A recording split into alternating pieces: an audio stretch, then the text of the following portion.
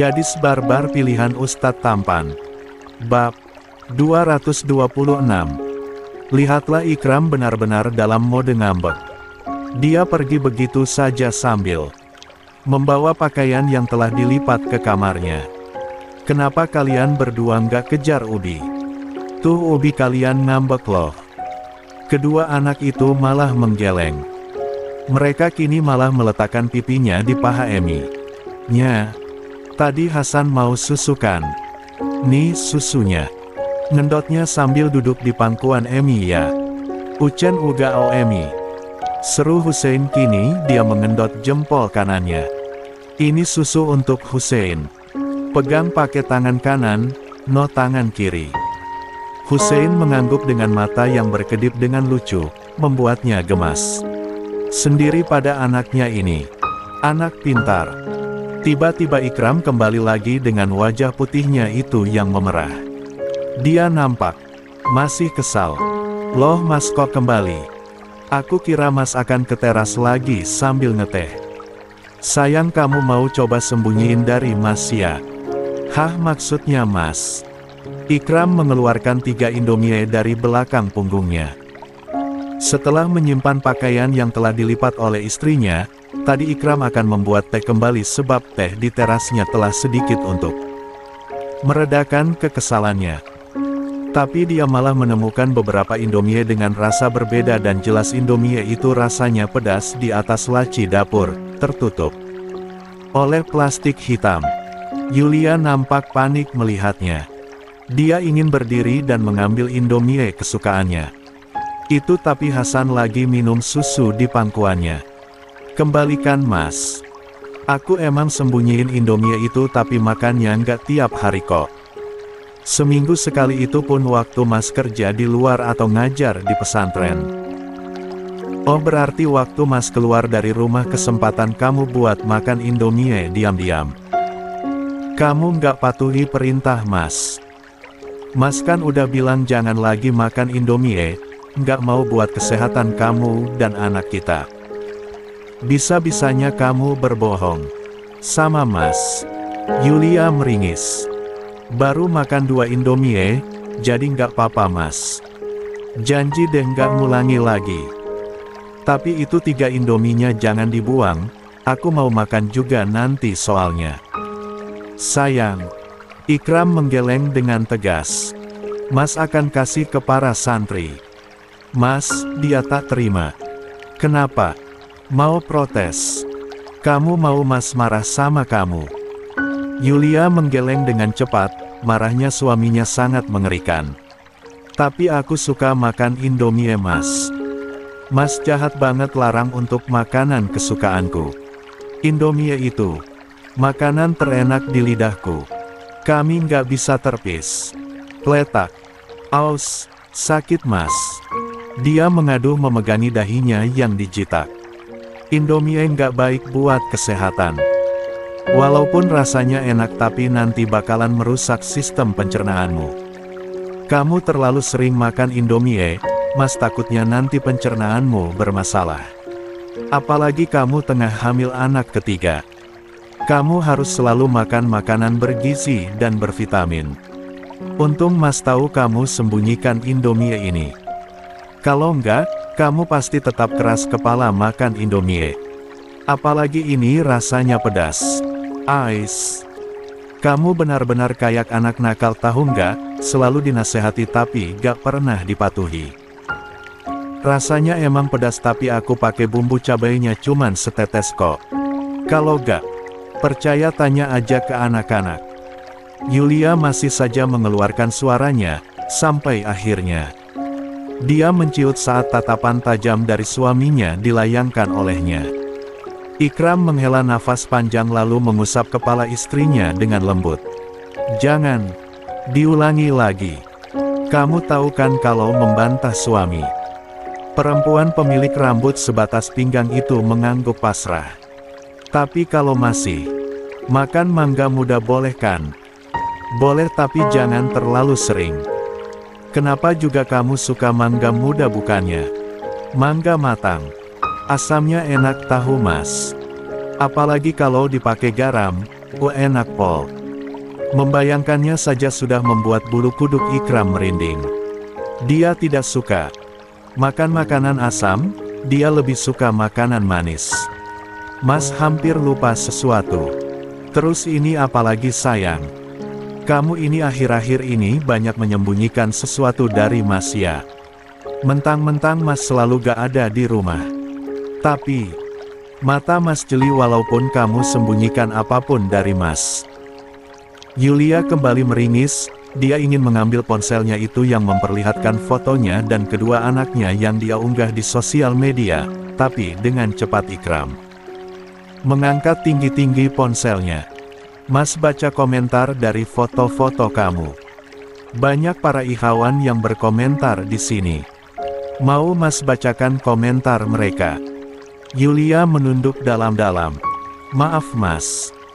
Soalnya foto itu bagus, apalagi Omar yang fotoin di belakang rumah kita. Hasan dan Hussein juga pas foto lagi ketawa, jadinya aku posting karena lucu. Nggak niat apapun kok. Tapi komentar di postinganmu ini mengganggu Mas sayang. Ini nih akun bernama Rizky, dia berkomentar. Masya Allah anak-anaknya lucu, ibunya pasti cantik walaupun tertutupi oleh cadar. Dari matanya pun udah terlihat jelas. Cek DM saya dong, saya mau kenalan sama kamu lebih dekat. Dan ada lagi dari akun bernama Angga. Kakaknya janda ya, jika iya saya siap jadi pengganti untuk membahagiakanmu dan anak-anakmu. Dia kira Mas mati apa, bilang. Kamu udah janda. Ikram benar-benar kesal. Apalagi saat men-scroll ke bawah, semakin barbar komentar yang terlihat. Bahkan saat mengecek beberapa DM pun, kebanyakan para pria yang mengajak kenalan, bahkan mereka memberikan CV lamaran, dan foto-foto mereka sendiri. Kenapa pria di sosial media begitu berani? Ikram tahu istrinya membuat akun di sosial media dan mengikuti jejak Maryam untuk menulis quotes, atau memposting ceramah singkat. Namun jika berakhir seperti ini, dia tidak akan mengizinkannya. Katanya kamu hanya akan membuat quotes aja di akun sosmedmu. Tapi kenapa memposting fotomu anak-anak yang masih bayi coba? Wajah Hasan sama Hussein terpampang jelas ini. Itu khilaf Mas. Aku nggak bisa menahan jariku. Dan aku baru tahu mereka komentar kayak gitu. Aku kan cuman posting aja. Kalau tahu pun bakalan aku hapus komentar mereka. Mas, maaf deh. Aku hapus postingannya biar masalah selesai, bagaimana? Postingan kamu nggak salah karena foto kamu nggak lihatin aurat, tapi komentar mereka aja yang buat Mas kesal. Tapi kamu juga salah karena posting foto anak-anak yang masih bayi. Hapus sekarang atau Mas hapus akun sosmedmu ini. Yulia buru-buru menghapusnya walaupun agak tak rela karena yang like sudah mencapai 10.000 lebih. Kenapa wajahnya kesel gitu pas udah hapus fotonya? Mas posesif tahu. Kenapa juga Mas jeli banget sama apa yang aku sembunyikan dan apa yang aku lakuin? Ikram mengedipkan bahunya tak tahu. Mungkin itu artinya kamu nggak bakalan bisa menyembunyikan sesuatu dari Mas, karena Mas akhirnya akan tahu. Curang? Padahal aku nggak tahu loh apa yang Mas sembunyikan dariku. Emangnya Mas selalu menyembunyikan sesuatu darimu? Mas bukan kamu ya sayang. Yulia memicingkan matanya sambil menepuk dada Hasan agar tidak memberontak. Dari pangkuannya, pasti ada kan yang Mas sembunyikan dari aku. Ikram menggeleng lalu melanjutkan melipat pakaiannya yang tersisa sedikit. Dia ambil alih pekerjaan istrinya yang belum selesai ini. Jujur deh sebelum aku cari tahu sendiri. Aku kan beda dari kamu Mas. Kalau Mas menyembunyikan sesuatu dari aku kan aku bakalan marah bukannya kesal kayak kamu. Nggak ada sayang. Emangnya apa yang harus Mas sembunyikan dari kamu? Yulia terdiam sejenak lalu meringis. Ia juga apa yang suaminya sembunyikan darinya.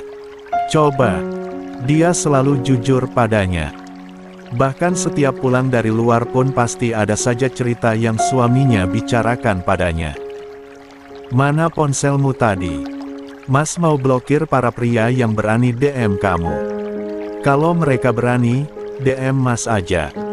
Mereka nggak tahu apa kamu udah punya Mas.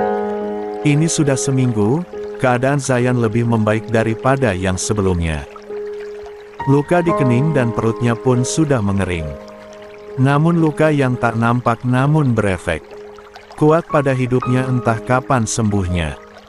Tangan kanannya kini dipasangkan gips, tentu saja yang memasangkannya adalah dokter pribadi kediamannya sebab pemasangan gips dilakukan oleh orang yang ahli.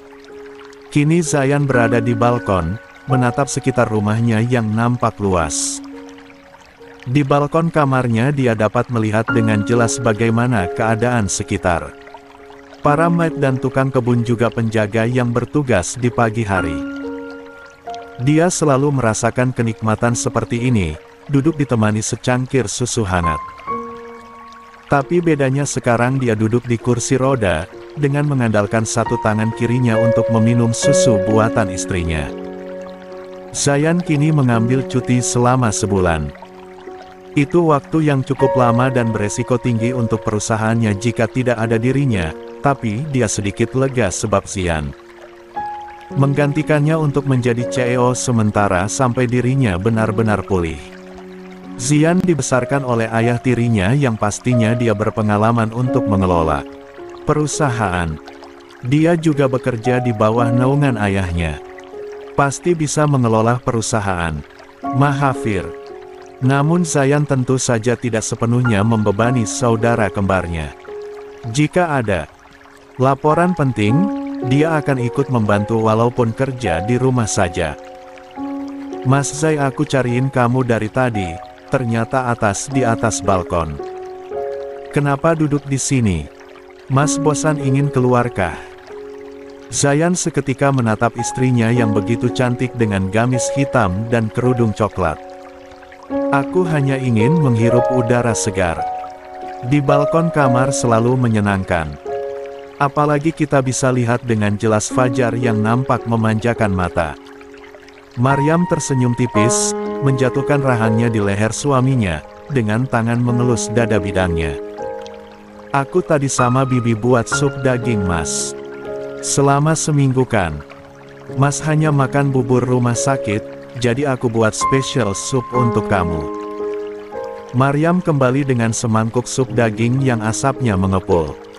Aromanya yang tercium sudah membuat Zayan tak sabar untuk mencicipinya. Dia merindukan masakan dari tangan perempuan kesayangannya ini.